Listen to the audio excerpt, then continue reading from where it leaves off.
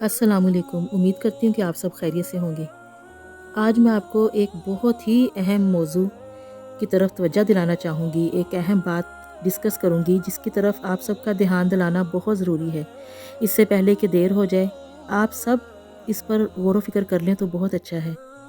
کچھ دن پہلے پاکستان میں ایک واقعے کا بڑا چرچا ہوا اور اس واقعے کو خوب ہوا بھی دی گئی، اور ایک عورت جس نے شرٹ پہنی ہوئی تھی جس پر اس کی شرٹ پر لفظ حلوہ لکھا ہوا تھا، دیکھنے والوں کو لگا کہ یہ کوئی قرآنی لفظ ہے۔ بس سب لوگ اسے مارنے کو دوڑے اور وہ بڑی مشکل سے اپنی جان بچا پائی۔ اب سارے پاکستان کی ہمدردیاں اس عورت کے ساتھ، اور جنہوں نے بدتمیزی کی ان کو خوب برا بھلا کہا گیا۔ ہاں، میں بھی اس بات سے اتفاق کرتی ہوں کہ لوگوں کو ایک عورت سے بالکل بھی ایسی بدتمیزی نہیں کرنی چاہیے تھی۔ ہمارا اسلام تو عورت کو بہت عزت دیتا ہے اور اسے یوں سرے عام بازار میں کہیں پہ بھی رسوا کرنے کی اجازت نہیں دیتا۔ کسی بھی عورت کو یوں سریعام بازار میں رسوا کیا جائے، یہ سراسر زیادتی اور اسلام کے منافی ہے۔ لیکن ہمیشہ کی طرح ہماری سادی اور بھولی عوام، سادے مسلمان، ہم سب تصویر کا صرف ایک ہی رخ دیکھ رہے ہیں۔ ہم تصویر کا ایک رخ دیکھ کر ان لوگوں کو برا بھلا کہہ رہے ہیں جنہوں نے غلط فہمی میں ایسی بدتمیزی کی۔ نو ڈاؤٹ ان کی غلطی ہے، ان کو ایسی بدتمیزی زیب نہیں دیتی تھی، اور کبھی بھی ایسی کسی عورت کے ساتھ کہیں پہ بھی کوئی کسی قسم کی بدتمیزی کرنے کے میں بالکل بھی حق میں نہیں ہوں۔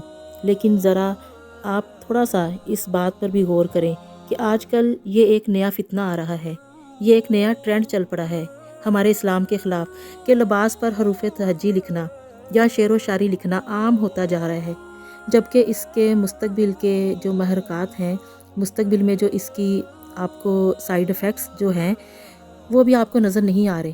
اگر آپ ان کو مد نظر رکھیں تو یہ ہیں اس کے سائیڈ ایفیکٹ کہ لوگ ایسا ایسا ان چیزوں کے عادی ہوتے چلے جائیں گے اور اسے برا نہیں سمجھیں گے۔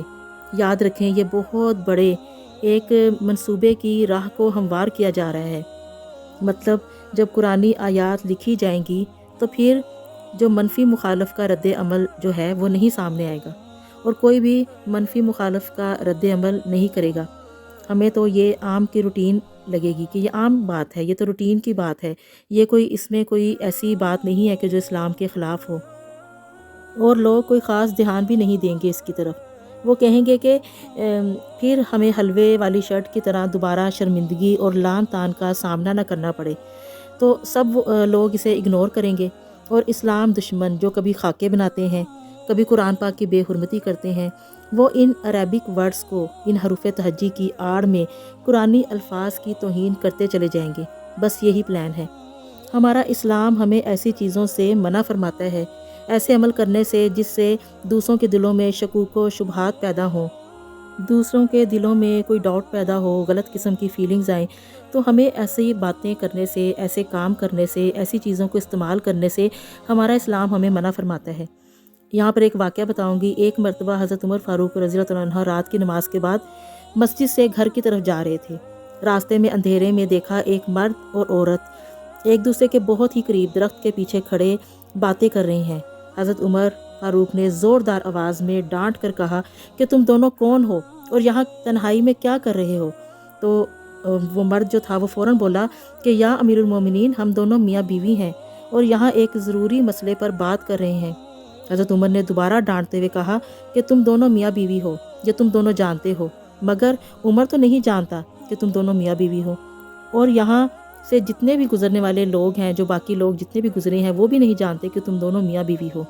کتنے لوگوں کے دل میں تم دونوں کے بارے میں بدگمانیاں پیدا ہوئیں، اور اس ساری بدگمانی کا موجب تم بنے، ریزن تم بنے، ان کے دلوں کی بدگمانیوں کا جو ریزن ہے وہ سب تم بنے، تو اس گناہ کا ذمہ دار آپ بنے ہو۔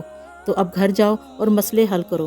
یوں سڑک پر، روڈ پر کھڑے ہو کر ایسے آپ کو، چاہے آپ میاں بیوی ہیں لیکن لوگوں کو تو نہیں پتہ ہوتا کہ آپ میاں بیوی ہیں، تو آپ ایسی چیزوں سے بچیں، ایسی باتوں سے اجتناب کریں کہ جس سے دوسروں کے دلوں میں کوئی ایسے خیال پیدا ہوں، آپ لوگوں کے بارے میں کوئی غلط رائے قائم کریں، آپ لوگوں کے بارے میں کوئی غلط بات سوچیں، تو آپ کے کسی کے دل میں بھی بدگمانی پیدا ہو، تو ایسے کاموں سے ہمیں ہمیشہ بچنا چاہیے۔